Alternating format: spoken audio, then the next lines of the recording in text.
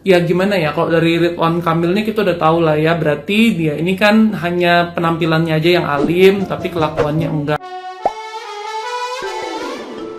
Isu perselingkuhan yang menimpa Ridwan Kamil membuat publik kembali menyorot kisah rumah tangga sang mantan gubernur Jawa Barat yang selama ini dikenal sangat harmonis. Di tengah ramainya tuduhan perempuan bernama Lisa Mariana yang mengaku memiliki anak dari hubungan dengan Ridwan Kamil, perhatian publik pun tertuju pada video lama sang istri Atalia Praratia. Video tersebut kembali viral setelah dibagikan ulang oleh beberapa akun di media sosial. Dalam cuplikan video itu, Atalia tampak tegas menyatakan pendiriannya terkait kesetiaan dalam rumah tangga. Dalam potongan wawancara yang dilakukan beberapa waktu lalu di program TV, Atalia mengatakan tidak akan bertahan dalam pernikahan jika hatinya telah dikhianati. Menurutnya, kesetiaan adalah prinsip utama dalam membangun keluarga. Ia juga menjelaskan bahwa sejak awal ia telah berkomunikasi secara terbuka dengan Ridwan Kamil soal prinsip tersebut. Menariknya, Atalia juga menyampaikan bahwa dalam pernikahannya ia selalu mengedepankan kepercayaan. Ia percaya bahwa rasa percaya jauh lebih berharga daripada hidup dalam bayang-bayang kecurigaan. Meski begitu, Atalia tidak menampik bahwa dirinya sangat tegas soal kesetiaan. Ia menyebut bahwa selama ini tidak pernah ada masalah besar dalam rumah tangganya karena saling menjaga kepercayaan satu sama lain.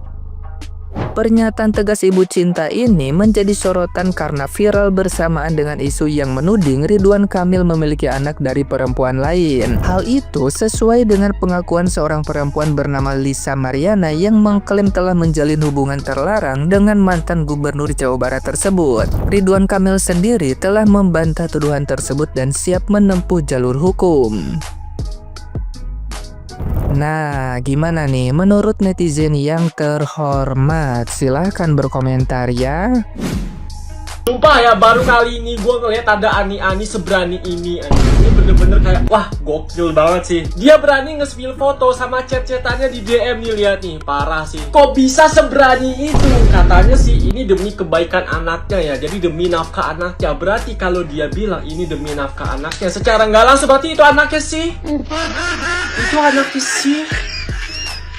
Oh my god, sumpah. Kalau ini beneran ya, gue kecewa banget, cok. Sumpah gue kecewa banget. Masalahnya gue percaya banget sama ini orang. Soalnya brandingnya itu kayak romantis banget sama istrinya.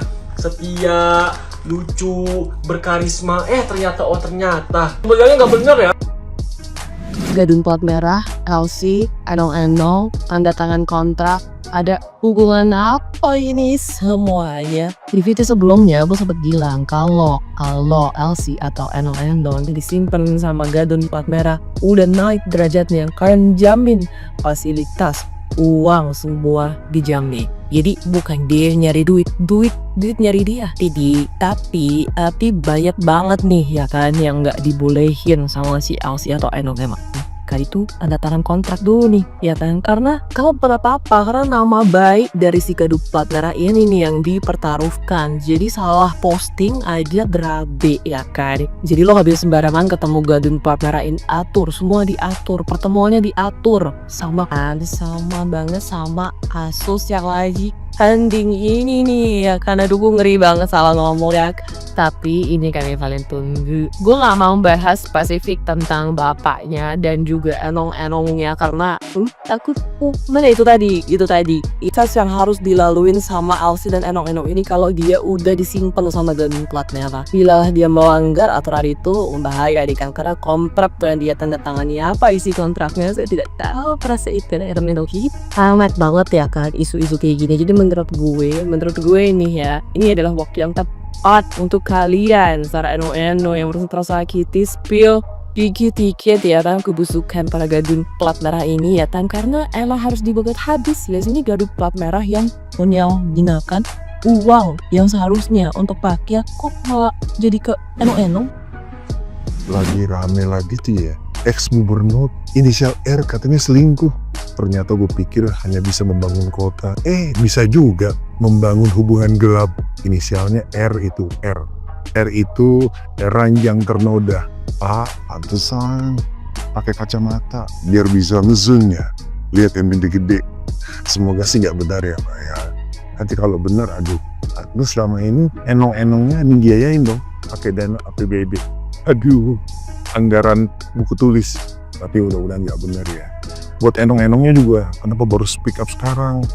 Gak ada THR deh. Ya, selama ini gua anggap bapak itu memang orang yang keren, mampu menahan banjir. Ternyata tidak mampu menahan nafsu, mampu membuat sebuah kota hijau. Ternyata mampu membuat hubungan dengan bini menjadi kelabu. Pak, sabar ya Pak ya. Mudah-mudahan sih nggak bener ya. Tapi kalau bener, waduh. Waduh. Tahu sekali, kacau sekali. Kalau benar mah, aduh ampun dah. Tolong diakuin aja Pak. Kalau kasihan enong-enongnya. Kasihan Pak, tolong Pak diakuin aja kalau emang benar. Kalau enggak mah ya amin. Kalau genap bener kan ada speknya juga. Enong-enongnya aduh. Speknya tuh kayak spek karaoke.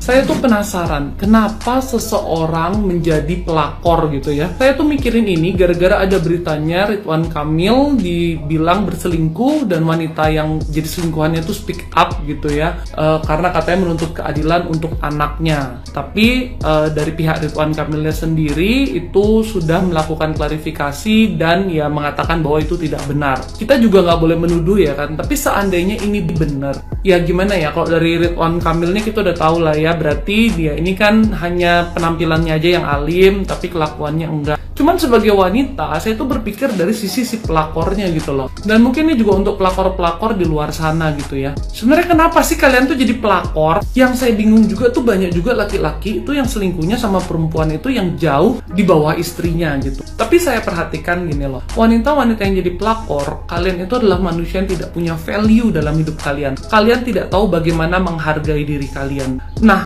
energi yang seperti itu ya, orang-orang yang tidak bisa menghargai dirinya ini, yang jual murah inilah yang hanya dipakai untuk bermain-main sama laki-laki.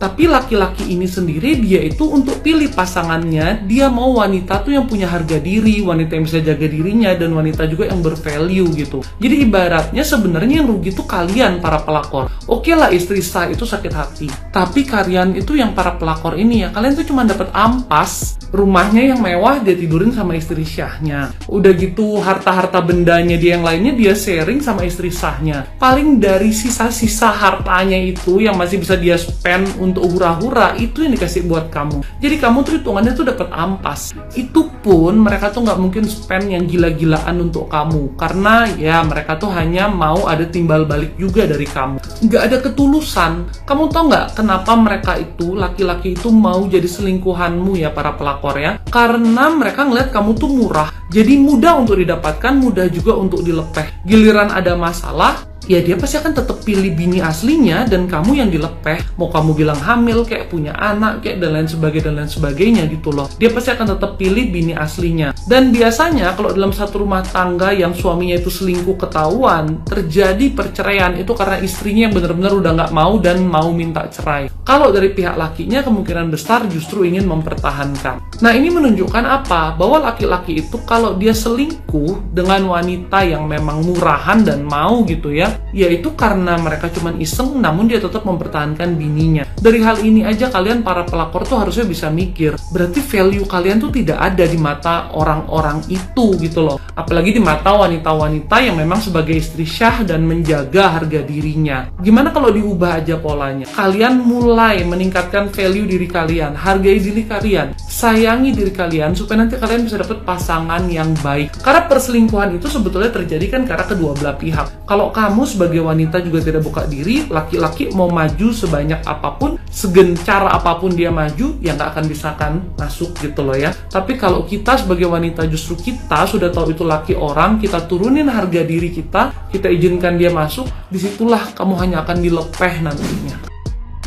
Berita hot hari ini ya guys, ini udah rame banget beritanya di TikTok, di Twitter, di Instagram. Pak Ridwan Kamil klarifikasi usai dituding hamili model dewasa. Kami hanya bertemu sekali dan dia sudah hamil. Masuk akal sih klarifikasinya kalau gue bilang ya. Kalau gue juga boleh berpendapat sih, kita kan juga nggak tahu ya akar permasalahannya.